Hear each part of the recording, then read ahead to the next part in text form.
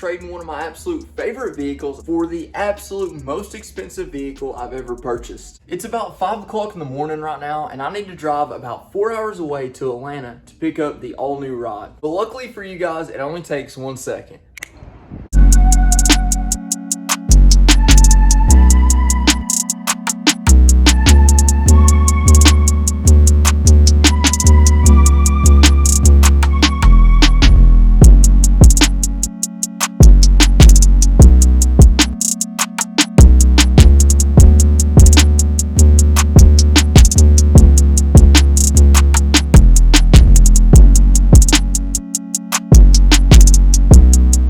Well guys, just like that, we now have a Bronco Raptor. And I know I had you guys a little bit confused, but we did not trade the Rubicon 392. We traded the Defender. You'll see it right back there.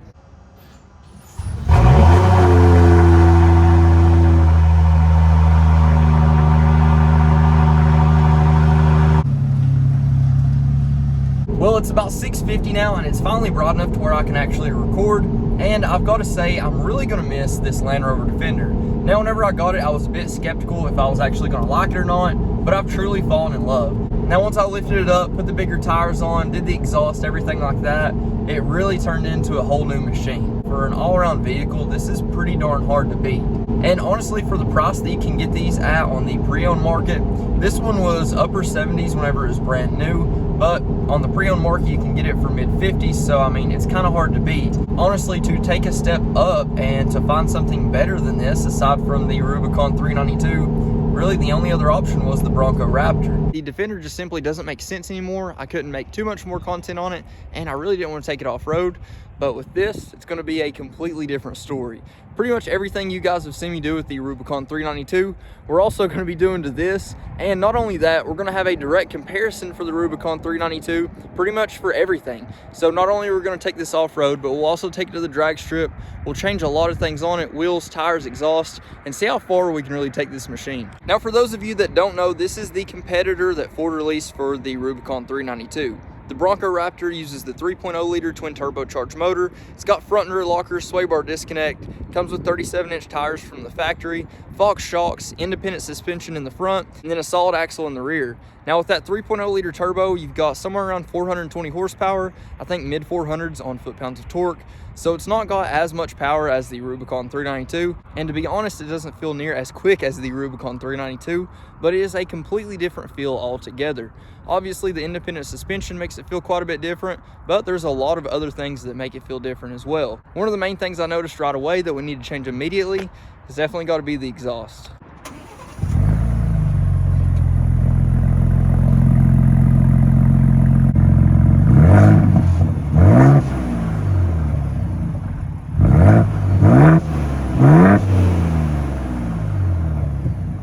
Obviously, that's not what we're used to in the Rubicon 392, but we can't expect the same sound out of a 3.0 liter V6, but we can definitely make it sound better. Now, the interior on this Bronco is pretty impressive. This is the marine grade vinyl, so it's supposed to be waterproof and everything like that, which I really liked. Still don't have power seats. I think that is an option, but this one doesn't have power seats, just like my Rubicon 392. Then moving on inside right here, we've got the massive 12-inch display.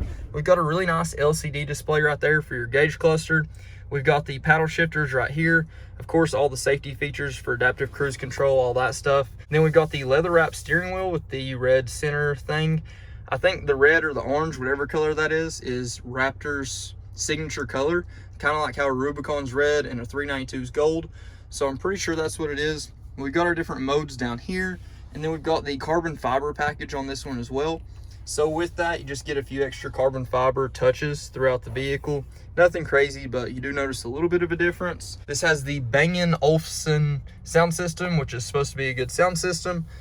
But for the most part, it's got all the exact same equipment as the Rubicon 392 with 2 better screens. We also have all kinds of different modes right here for our exhaust, our suspension, our steering. So you can change all that from like normal to Baja, off-road, sport. Same thing that you can control right down here. So you do have the different adjustability. We have our front rear lockers right here, as well as our trail turn assist and our sway bar disconnect. But for now, I just need to drive this thing. That way I can tell you guys what I really think about it. We got a 4-hour drive, so that'll give me enough time to get to know this vehicle. But before we start any of that, I've got to tell you guys, I don't think it's worth the $100,000 price point. It just simply doesn't make sense. This is a really awesome purpose-built off-road machine that is supposed to compare to the Rubicon 392. And for the Rubicon 392, as many of you guys know, that's just my dream vehicle. That's the absolute top, as good as it's gonna get for me. But I'm really excited to try out this Bronco Raptor and see what it's all about. Well, let's see what this thing feels like.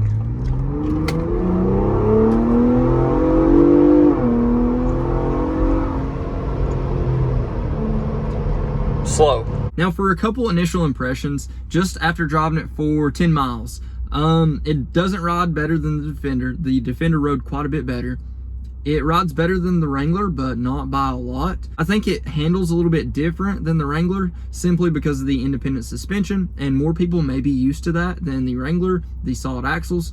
So for that reason, it may be what more people are used to, but it doesn't necessarily ride so much better. I've changed the suspension from Baja to Sport to normal, and I can't really feel much of a difference. This is going at highway speeds, but that's what I've learned for now. And I also can't figure out how to get the speedometer to the center of the screen. It doesn't seem like that's a possibility.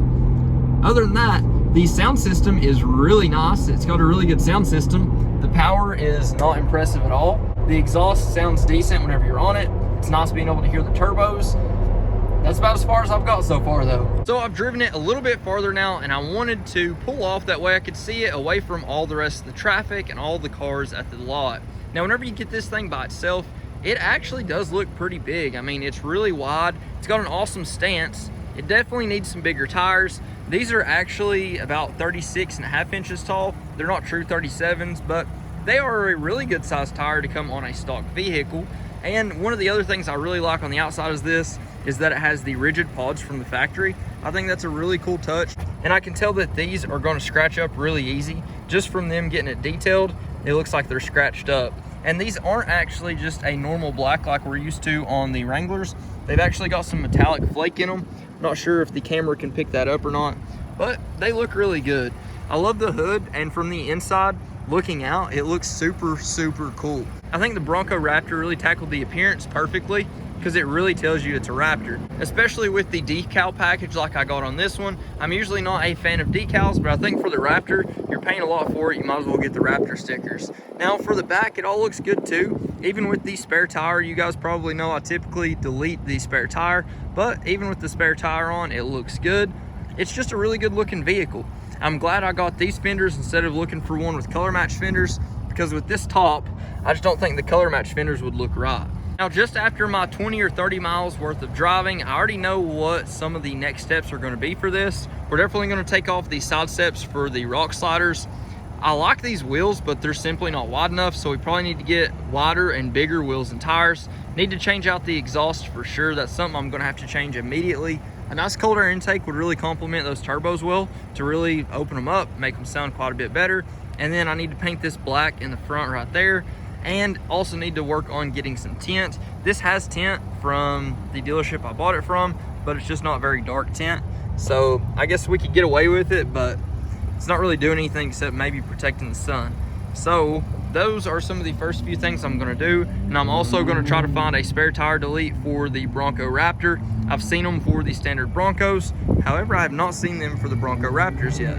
And here's a good look at those shocks. Of course, the shocks, that's why you buy the Bronco Raptors, just because the suspension setup, it's extremely aggressive and it's really cool. And then here's a look at the front shocks right there. One of the main things I need to upgrade for the actual steering is going to be the tie rods. That's a very quick component to break whenever we get in the off-road situations like this thing's going to be in. So I'm a little bit further down the road now. I've been driving through a ton of this Atlanta road work, and it's really bad. And I've got to say, a lot of the potholes and just the bad road conditions in general I'm looking at, I'm flinching a little bit before I hit them, and this thing is just taking it. This actually does feel a lot like the Colorado ZR2 you guys have seen plenty of videos on in the past. It's one that my dad actually owns, and I've drove it a bunch.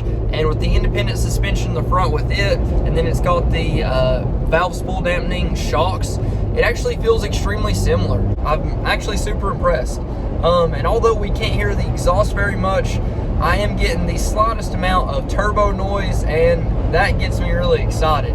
I think once we let those turbos breathe a little bit, it's going to be a lot of fun, and it's going to make this thing feel quite a bit more fun. So simple exhaust, a cold air intake, it'll make the driving experience a lot better on this. And then getting some different wheels and tires on here to spice things up, this thing's going to end up being pretty cool. Now with the Rubicon 392, you know, they look a lot like the normal Rubicons. We've all got to say that they do. They don't really stand out other than having badges and gold accents. But with the Raptor, they've really made it its own thing. The Raptor stands out. It looks completely different, and whenever you see it, you know exactly what it is. With the Rubicon, it's not the same, but it makes up for it with that crazy performance. That V8, whenever you hear it, it just blows your mind, and then you feel the power. This doesn't necessarily have that power.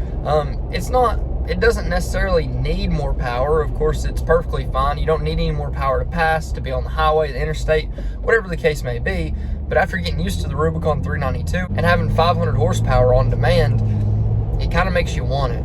So I'm sure we can find a solution to tune this thing up and get it around that 500 horsepower number. But for now, on the drive home, as I'm getting to know it a little bit more, I'm starting to appreciate it a little bit more. It's a lot of fun, it's a cool ride, and it actually is handling pretty good.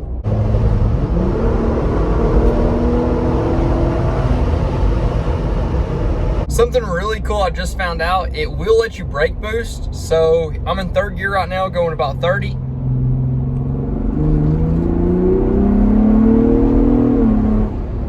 And that is a lot of fun. Now, where this is standard two-wheel drive all the time instead of all-wheel drive like the Rubicon, whenever you brake boost it, you can feel that back end lift up. And with the suspension, even whenever it's in sport, it goes up quite a bit. It's pretty cool. I've got to admit something. I just found sport mode, and it's pretty good.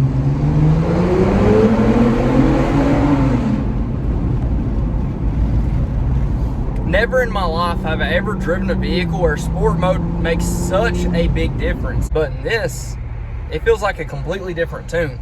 I simply don't understand it, but I am extremely impressed. With that being said, the boost kicks on a lot quicker. Everything just reacts faster, and it honestly feels like it has more power, making it way more enjoyable. Like, I'm not upset about the power now that I've found this.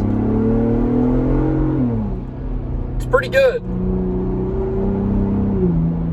Obviously, it's no 392 power, but this is good. I feel like this is more power than what the Defender had. The Defender was right at 400 horsepower as well, but the way this is set up, the way everything's working, this actually does feel like more, but only in sport mode.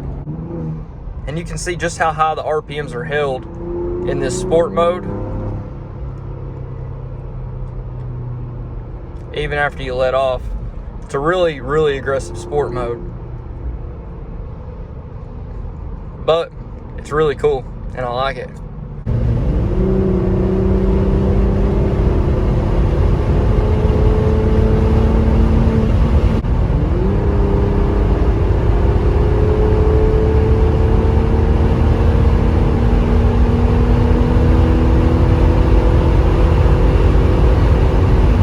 So I heard that these only went up to 108, but obviously that is not true. They do go up to 111 miles an hour, which is strange because the limit on the actual tires on the Rubicon 392 supposedly was 99 miles an hour. That's why the governor was placed at, 99 miles an hour, which I do believe they changed for the 2024 model year.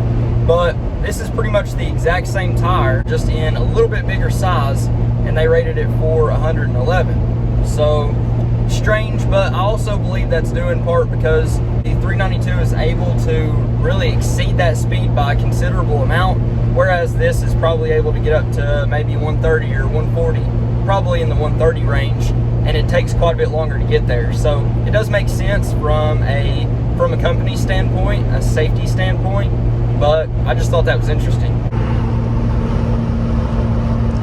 Just so you guys can see what I'm basically seeing, the interior is laid out really nice. This screen is extremely convenient. You can make the Android Auto, Apple CarPlay full size. Then this LCD display is really nice as well. You can configure it a few different ways. I do like the driving features. The adaptive cruise control is a bit different than the Jeep Wrangler's adaptive cruise control.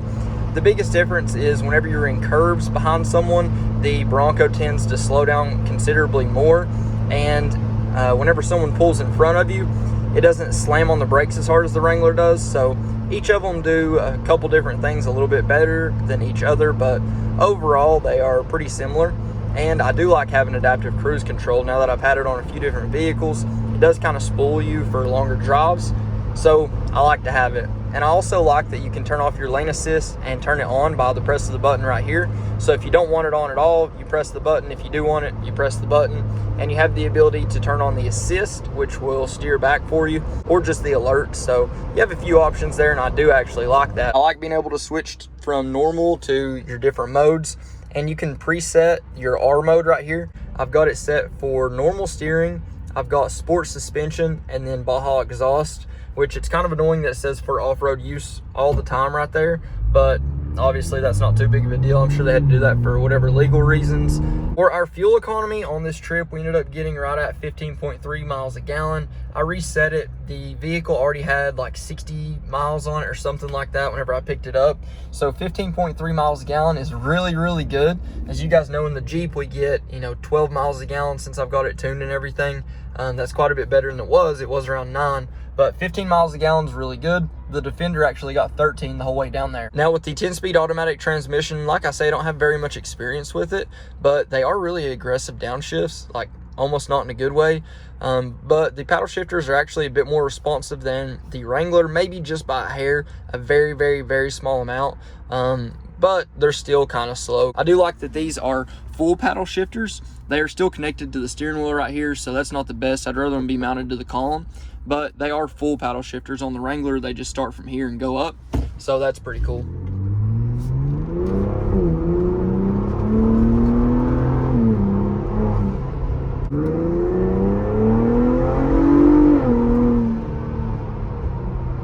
Really fun to drive once you kind of get used to it and kind of know where the power band's at. This power band is a little bit different than what I'm used to. It kind of kicks in from 3,000 RPMs all the way up to, almost 6,000 RPMs. That's kind of where the power's at.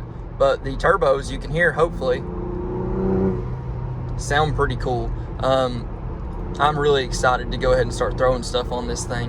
And with the 4 to 7 gears, it's actually really responsive. That low end torque is not bad. If it had, 373 gears like the Rubicon 392 does, it really would not feel good at all. So that 4 to 7 gear ratio is really helping this machine, I can almost say for sure. And whenever we add a little bit bigger tires, we won't have to worry about re-gearing, I don't think, in this for quite a while. Maybe once you get past 40s, you would need to go ahead and re-gear, but I don't see us doing anything bigger than 40s for quite a while. Now, I know you guys probably think I'm being just biased on a lot of the things I'm saying. I'm trying to be as transparent as possible. The Jeep does a lot of things better, but this also does a lot of things better, and I can't wait to really compare them side by side for you guys in future videos. But what I'm talking about for speed anyway, that way you guys just understand, the standard Jeep Wrangler 0 to 60 time is 4.5 seconds, and this standard 0 to 60 time is 5.6 seconds. A whole second on just 0 to 60 makes a big, big difference. Aside from that, I've got mine fully tuned, and on small tires, I'm running like 3.9 seconds on 0 to 60. And on my big tires, I'm running at least 4.54. So even with the big, massive wheels and tires on there, I'm still running over 1.1 seconds faster than what this 0 to 60 is. And that is ideal, perfect conditions. They posted their fastest 0 to 60 time. It is quite a bit slower, but the turbo noise is a lot of fun. It's very different. I think this platform is going to be extremely versatile, and we're going to be able to do a lot of things with it that I didn't really think about until I started driving it. So it's going to be extremely interesting, and it'll kind of be in the same category as the Rubicon 392 because this is its direct competitor, but it's a completely different machine. And now we are finally home, and as you guys can tell, this is what those rigid pods look like. I believe these are just covers right here that I can pop off, and then we will be able to turn those on too. Yeah, I'm not sure how to turn those on yet, but I'll find out. I like how they do have a cover on them that says Raptor. And then we got our amber lights that are gonna stay on pretty much all the time. It looks really cool. I'm super excited to see what this actually looks like next to the Rubicon 392 as soon as I open this up. And you guys know we had to test out a little bit of a flex. Nothing crazy, but you can tell it does have quite a bit of travel. The rear is tucked ever so slightly.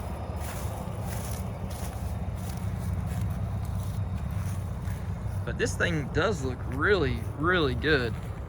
And I do like how easy it is to disconnect the sway bar. And aside from that, put it in 4-wheel drive with just the press of a button. Makes it super easy. But you can see the flex over here. You've got quite a bit of open space right there, and it gives you a good look at the Fox shocks. And here's a look at what the zone lighting does. It basically turns on all the lights it has available in whatever section you point it at. So for the rear, it's gonna be the reverse lights and the tag light. Then on the sides here, it's got like little spotlight beams on the mirror, which is pretty cool. Maybe it's like a daytime running light, I'm not really sure. It gives you a pretty good view of what's around you, that's for sure. And it's cool that it has that from the factory. So my main concern was that if I put bigger tires on this, I may not be able to fit in the garage with the Rubicon 392, but that's obviously not an issue. As you can tell, I've got room over there, and we've got all the room in the world right here. So we can put as wide of a tire as we want on here, and it's gonna be perfectly fine. Now you can see these two next to each other. The Bronco Raptor is ever so slightly taller. These are really close in height, as you can see, but I think the Bronco's got it by at least an inch. But man, do these two look good next to each other. So after the whole trip back, I was at 25 miles of range, so I went to go fill it up. Something interesting, it shows 87 octane plus. So I'm assuming, at least until we tune it, we can just run 87 octane, which, as you guys can tell, is a big difference. It's 275, well, you can't see, but it is 950 for 93 here. So that's awesome if we can run just low-grade fuel in here until we tune it anyway. But we'll see how much it's gonna fill up. Like I say, I had 25 miles left, so that should have been about a gallon and a half left because I averaged 15 miles a gallon. So we'll see how many gallons it takes to fill this thing up. So it took 19 gallons, only $53 to fill it up. Not bad at all. So it must be around a 22-ish gallon tank, maybe a 21 and a half, somewhere around there. So after we filled it up, we got a 299 mile range. That's off of our average of just breaking it in right around 14.8, right at 15 miles a gallon. So that's pretty good. And I just want to let you guys know, the way I've got my R mode set up, the Raptor mode, like I told you before, automatically turns off the auto stop start. So that makes it extremely convenient. So now to cover what a lot of you guys want to see, this is a 2023 Bronco Raptor. It's an advanced Raptor. I don't know what the advanced thing means. 3.0 liter EcoBoost 10-speed auto transmission, cactus gray with onyx vinyl seats, and the black interior. So you'll see all the standard options listed there, which pretty much everybody already knows about. You'll see right here the Raptor series. That's included, I guess, in that equipment group. It's got the Lux package, adaptive cruise control, heated seats and steering wheel, wireless charging pad. Then the rest of the optional equipment, which is basically no charge because pretty much all this is the standard Raptor package until the Raptor graphics.